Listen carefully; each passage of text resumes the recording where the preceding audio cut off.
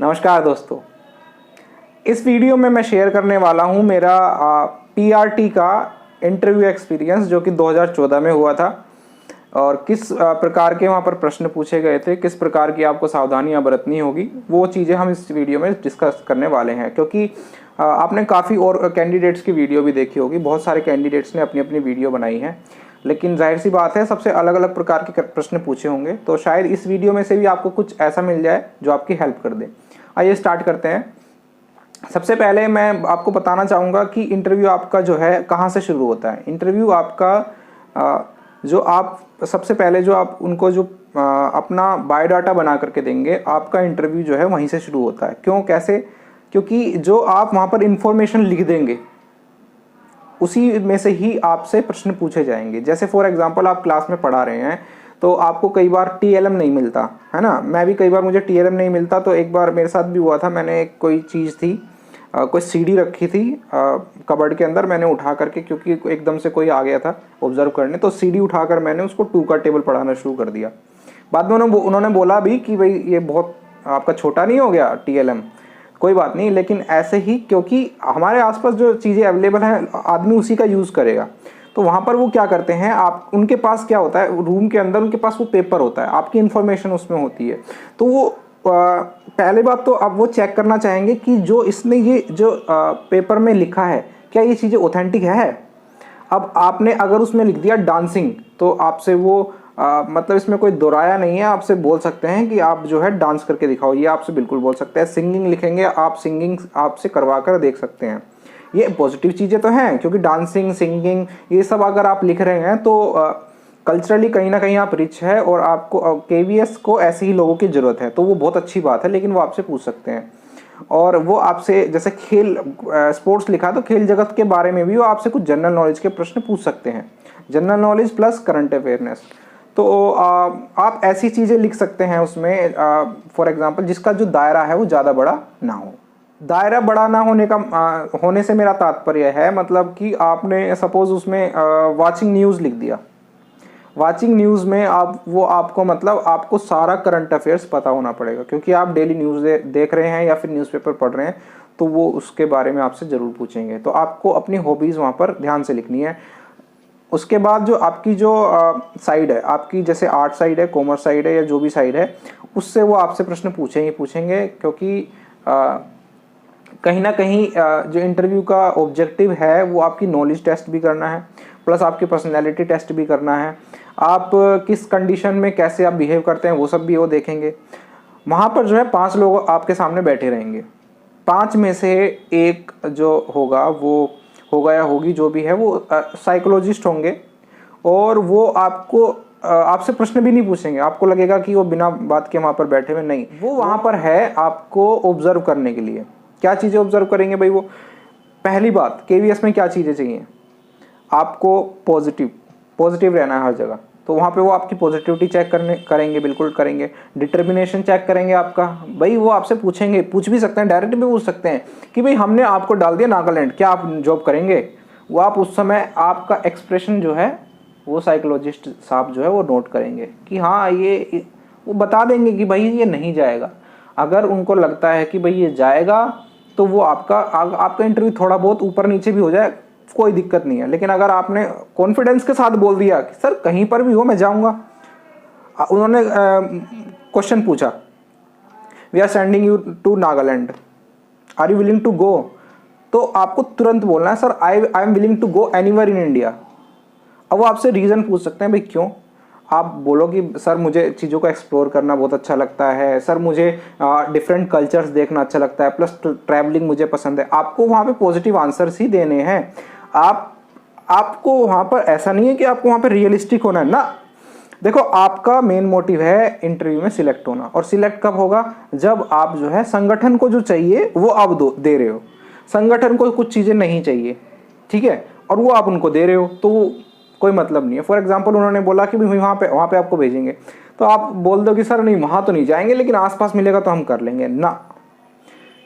KVS जो है मतलब जाना तो छोड़िए, आप केवीएस में एक एस्कॉर्ट ड्यूटी होती है जिसमें आपको कभी भी कहीं पर भी भेजा जा सकता है। जैसे फॉर एग्जांपल कुछ बच्चों को आपको कहीं लेके जाना है तो वो आपको भेज सकते हैं। मेरा भी जब पहली पोस्टिंग केरला में हुई थी तो ज्वाइन करने के 1 हफ्ते के बाद ही उन्होंने बोला कि आपको जो ये 20 बच्चे हैं इनको ओट्टापालम लेकर जाना है। वो जगह भी मुझे मतलब पता नहीं थी कहाँ पर है।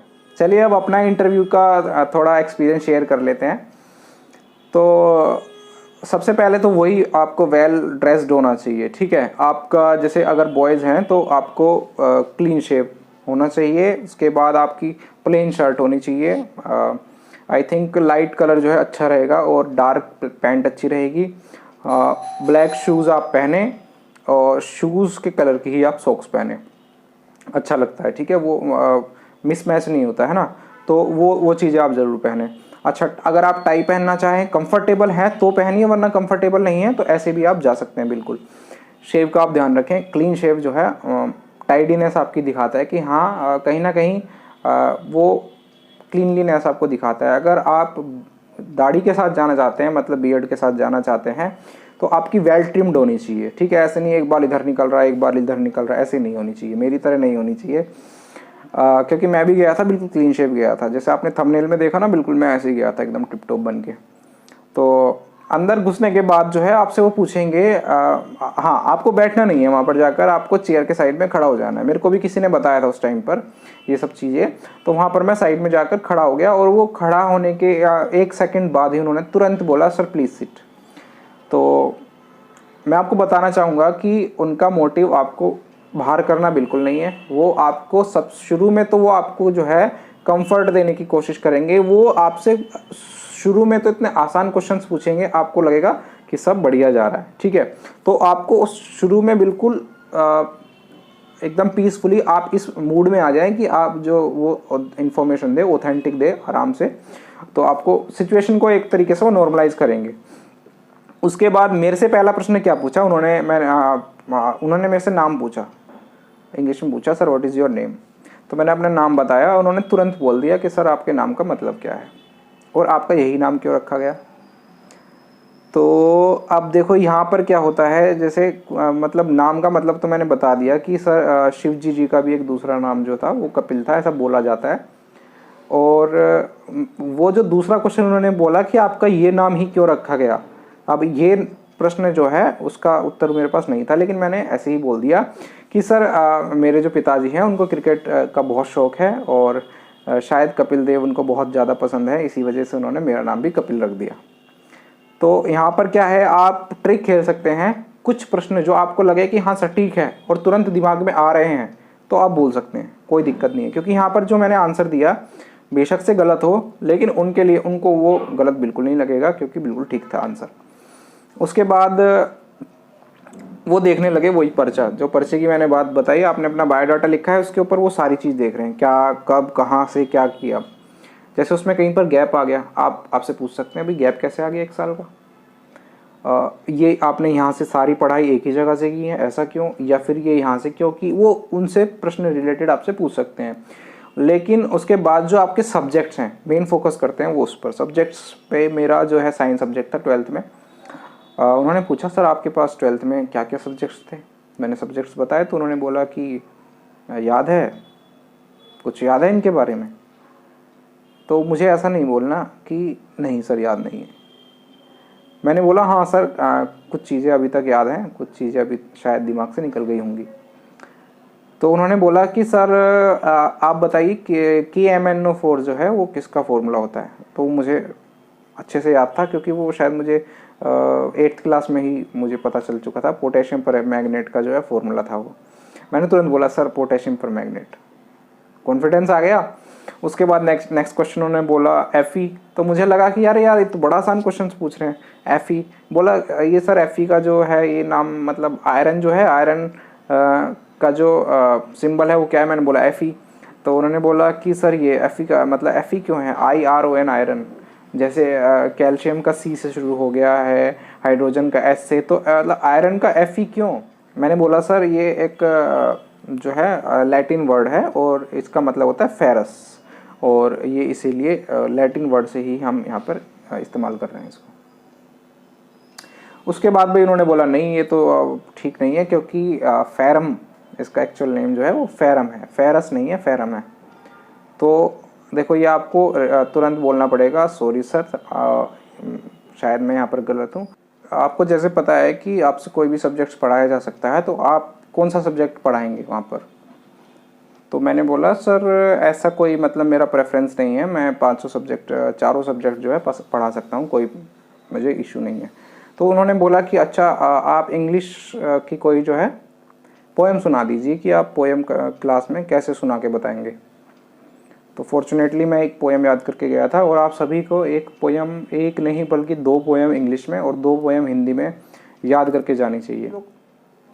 दोस्तों कुछ लोग जो है इंटरव्यू की तैयारी नहीं करते हैं और बहुत ज़्यादा लाइटली ले लेते हैं इसको, लेकिन कहीं ना कहीं मैं बताना चाहूँगा कि एक छोटी सी चीज़ भी जो है वहाँ पर बहुत ज़्यादा इफेक्टिव हो सकती है। जैसे पोएम इंग्लिश की हो या हिंदी की हो, वहाँ पर आप जोनी जोनी यस पापा बोलोगे तो अच्छा नहीं लगेगा। कहीं ना कहीं कुछ थोड़ा सा अब उनको लगे कि हाँ आपने कुछ तैयारी की है इसके लिए, मतलब आप इतने ज़्यादा एक होता है ना कैजुअल एटीट्यूड नहीं है आपका, आप सीरियस हो इस जॉब के लिए, आप इस जॉब को पाना चाहते हो और उसके लिए आप तैयारी करके आए हो, आप ऐसे मुंह उठा के नहीं आए हो, क्योंकि उनको पता चल जाएगा। आप जैसे ही बोलोगे जोनी जोनी यस पापा, ठीक है, मछली जल की रानी है, अब भाई ये पोएम तुमने बचपन में याद की थी इसलिए तुम यहाँ पर सुना रहे हो आज, लेकिन तुमने उसके लिए बच्चों को पढ़ाने के लिए कोई कष्ट नहीं उठाया है, आपने कोई तैयारी नहीं की है। तो मैं वहाँ पर एक पोएम याद करके गया था, मुझे याद आ रही है, क्लास 5 की कोई पोएम थी। तो मैंने उसको जो है हालांकि मेरी आवाज़ जो बहुत मोटी है, बेसुरी है, लेकिन मैंने फिर भी वहाँ पर उनको थोड़ा गाने की मतलब थोड़ा सा उनको ट्यूनिंग में सुनाई। जैसे things at the robin, things at the J, sitting in the garden talking one day, thinks about people the way they grows, they don't have feathers at all, you know। तो इस type से मैंने जो है उनको सुना दी। अब poem आप जब भी सुनाएं विदाउट एक्सप्रेशन, उसमें होना चाहिए, एक्सप्रेशन होना चाहिए, प्लस जो हैंड मूवमेंट्स है आपका वो बहुत ही ज़्यादा इम्पोर्टेंट है, एंगेज करता है बच्चों को, ठीक है। अब आप बोलोगे ऐसे ऐसे थिंग्स एट द रॉबिन, नहीं, things at the robin, things at the J, sitting in the garden talking one day, ऐसे बोलना पड़ेगा, इफेक्टिव होना ही पड़ेगा। अगर इफेक्टिव उनको लग रहा है, अगर आप उनको 30 सेकंड के लिए उनको एंगेज कर पा रहे हैं, जो मैं कहना चाहूँगा जो मास्टर लेवल मतलब बहुत अच्छे लेवल के जो एक्सपीरियंस जो टीचर्स है, आप उनको 30 सेकंड एंगेज कर पा रहे हैं, तो डेफिनेटली आप छोटे बच्चों को आप एंगेज कर लेंगे। उनका यही मोटिव है, यही चाहिए KVS वालों को कि आप बच्चों को एंगेज कर ले अच्छे से, है ना, आपकी क्लास जो है इंटरेस्टिंग हो। और आपने वो इंटरेस्टिंग, क्योंकि वो चाहते हैं कि मतलब आप अपनी नॉलेज वहाँ पर मत दिखाओ, आपको बच्चों को पढ़ाना है, आपको बच्चा बनना पड़ेगा। आप मैच्योर लग सकते हो, बिल्कुल लग सकते हो, लेकिन वहाँ पर आपको आपकी मैच्योरिटी बिल्कुल नहीं चाहिए। वो आपसे चाहते हैं कि आप बच्चों के लेवल पे आ जाएं। कुछ चीज़ें मैं आपको शेयर करना चाहूँगा, क्योंकि कुछ बच्चे ऐसे होते हैं जिन्होंने कहीं ना कहीं दिल्ली के अलावा किसी और स्टेट से डाइट की होती है। वहाँ पर आपको कुछ चीज़ें ध्यान रखनी होती है, क्योंकि वहाँ पर कुछ चीज़ें नहीं बताई जा सकती, क्योंकि वो डिस्टेंस एक तरीके से डिस्टेंस ही है, वैसे रेगुलर है लेकिन एक तरीके से डिस्टेंस ही है।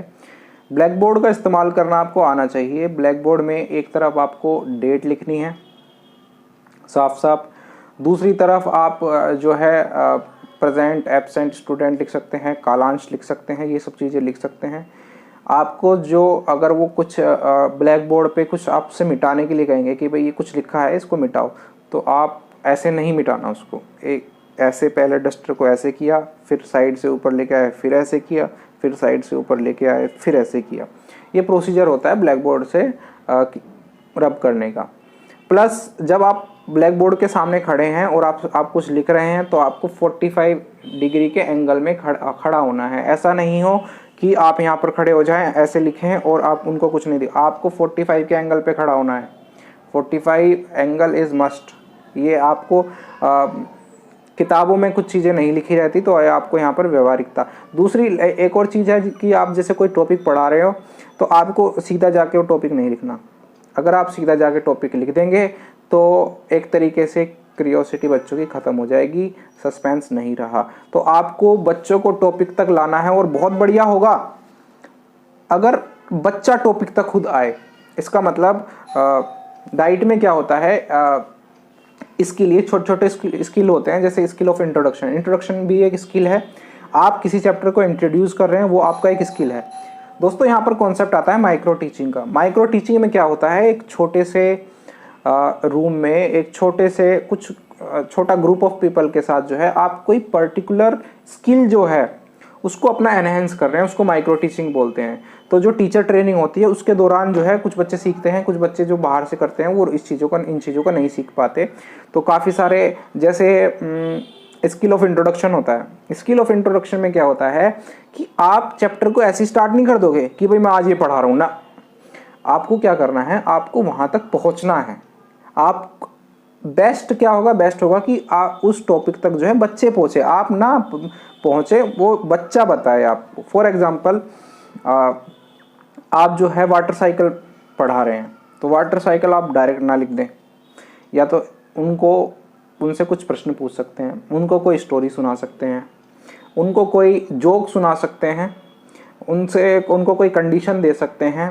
कुछ भी करके जो है आप जो है एंगेज करेंगे बच्चों को। जो कन्वर्जेशन है वो टू वे कन्वर्जेशन होना चाहिए, कम्युनिकेशन जो है टू वे कम्युनिकेशन होना चाहिए। ऐसा ना हो कि आप वक्ता बन के वहाँ पर रह जाएं। तो आप पहला प्रश्न पूछें, दूसरा प्रश्न पूछें, और एक ऐसा प्रश्न जो है पूछे जो कि जिसको हम बोलते हैं समस्यात्मक प्रश्न, जो बच्चों को जो है सोच में डाल दे कि हाँ इसका आंसर शायद वो ना बता पाएँ। तब आप इंट्रोड्यूस करेंगे कि आज हम इसके बारे में पढ़ने वाले हैं। फॉर एग्जाम्पल अगर इंग्लिश की बात करें तो इंग्लिश में कुछ चैप्टर्स ऐसे होते हैं जिसमें आप जैसे नाउन हो गया, प्रोनाउन हो गया, इसमें आप एक्टिविटी यूज़ कर सकते हैं। जैसे आप क्या कर सकते हैं, स्लिप ले सकते हैं। स्लिप आप बच्चों को दे दें और उनको बोले किसी चीज़ का नाम लिख दो, लिख दिया नाम, ठीक है, सबसे ले ली। अब आप बोल सकते हैं भाई ये चीज़ें हैं, क्या आप इनको कैटेगराइज कर सकते हो, तो उनसे कैटेगराइज करवा लिया। फिर उनसे पूछा भाई इन चीज़ों को जो है ये चीज़ है जो कैटेगरी है अलग अलग, इन सब को कंबाइंडली हम क्या बोल सकते हैं। तो नाउन के कंसेप्ट को आप ऐसे पढ़ा सकते हो।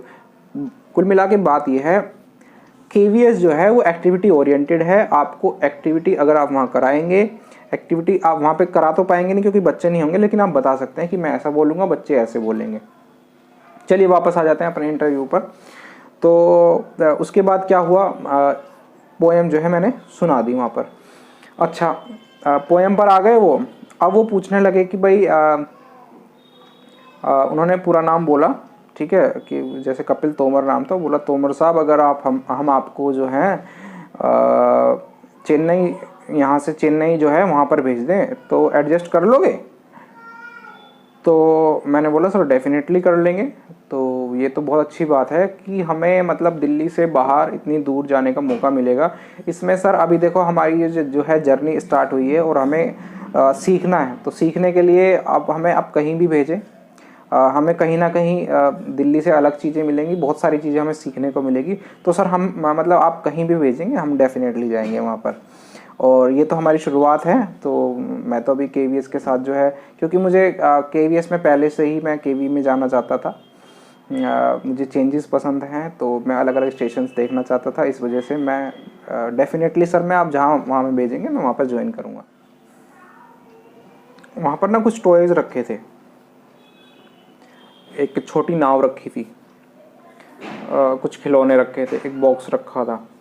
तो वो ज़्यादातर क्या उनसे मैथ्स के क्वेश्चन पूछते हैं, लेकिन मुझसे मैथ्स का नहीं। उन्होंने बोला कि सर आप लॉज ऑफ मोशन के बारे में जानते हैं। तो पहला और दूसरा मुझे आता नहीं था, तीसरा आता था। तो उन्होंने इत्तेफाक से तीसरा पूछ लिया, sir third law of motion के बारे में बताइए। तो मैंने बोला sir to every action there is equal and opposite reaction. तो उन्होंने बोला कि एग्ज़ाम्पल। अब यहाँ पर एग्ज़ाम्पल में जो है थोड़ा सा मेरा दिमाग चल गया, वो बोट वहाँ पर रखी थी ना, तो मैंने बोला सर ये आप मतलब इस पे जो उंगली लगा रहे हैं तो ये बोट जो है पीछे जा रहा है, तो ऐसी जब ये पानी में होता है ना, तो मतलब जितना हम आगे जाते हैं उतना बोट पीछे जाता है। जैसे आप उसमें से उतर रहे हैं, पानी, एक बोट जो है पानी में है और सामने ज़मीन है, तो अगर आप एक पैर बोट पर रख के अगर आगे जा रहे हैं तो वो इक्वल एंड अपोजिट रिएक्शन होगा। तो उन्होंने बोला ठीक है चलिए। तो बोल रहे हैं खड़े हो जाइए। तो ऑल ऑफ ए सडन उन्होंने बोला खड़े हो जाइए। तो मतलब वहाँ पर आप एकदम से वो कंफ्यूज कर देंगे आपको कि वो एकदम से ऐसे खड़े होके क्यों बोला खड़े हो जाइए। तो उन्होंने जैसा बोला मैं तुरंत खड़ा हो गया। बोला चल के दिखाइए। तो मैं चलने लगा वहाँ से गेट की तरफ। तो बोला वापस आ जाइए, हमारे सामने चल के दिखाइए। तो उनके सामने से मैं ऐसे चलने लगा। बहुत ज़्यादा कंफ्यूज हो गया था मैं, क्योंकि मतलब एक किसी लड़की को देखने जाते हैं, उसको बोलते हैं कि भाई चल के दिखाइए, गा के दिखाइए। ये कौन सा इंटरव्यू हुआ कि चल के दिखाइए। मतलब मुझे लगा वो मेरी चाल देख रहे हैं। नहीं, वो चाल नहीं देख रहे थे, वो शूज़ नहीं देख रहे थे, कपड़े नहीं देख रहे थे। वो उन्होंने बाद में क्वेश्चन पूछा, क्या अच्छा आप चल क्यों पा रहे हैं। ध्यान में मेरे एकदम से आया कि हाँ भाई फ्रिक्शन की वजह से शायद मैं चल पा रहा हूँ। तो मैंने बोला सर मैं फ्रिक्शन की वजह से चल पा रहा हूँ। तो फिर उन्होंने बोला कि फ्रिक्शन आगे लग रहा है या पीछे लग रहा है। अब ये मुझे नहीं पता था। मैंने तुरंत बोला सर। धन्यवाद दोस्तों, आज की वीडियो में इतना ही।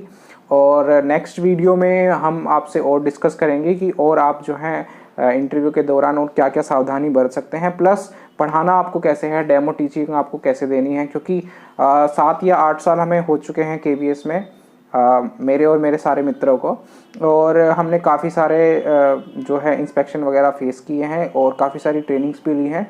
तो हम ये जानते हैं कि KVS जो है क्या चाहता है हमसे, और वो क्या चाहता है कि हम कैसे पढ़ाएं अपने बच्चों को, किस तरीके से हम पढ़ाएं। बाकी हम FLN वगैरह का भी डिस्कस करेंगे नेक्स्ट वीडियो में। और अच्छा, लास्ट में मैं आपको एक चीज़ और बताना चाहूँगा कि जब वहाँ पर आप पढ़ाएं तो कुछ चीज़ें आपको ध्यान रखनी है। एक चीज़ मैं यहाँ पर बता देता हूँ, आर्ट इंटीग्रेटेड लर्निंग। जो लर्निंग है आपकी, क्योंकि KVS जैसे हमें ट्रेनिंग कराता रहता है 7-8 साल से ट्रेनिंग्स वगैरह होती रहती है कंटिन्यू। तो KV चाहता है कि जो टीचिंग है वो आर्ट इंटीग्रेटेड हो, मतलब कहीं ना कहीं उसमें टीचिंग में आपका आर्ट इंटीग्रेशन हो। जैसे आप होमवर्क भी दे रहे हैं बच्चों को, तो होमवर्क कुछ ऐसा दे दें जो आर्ट बनाने का हो।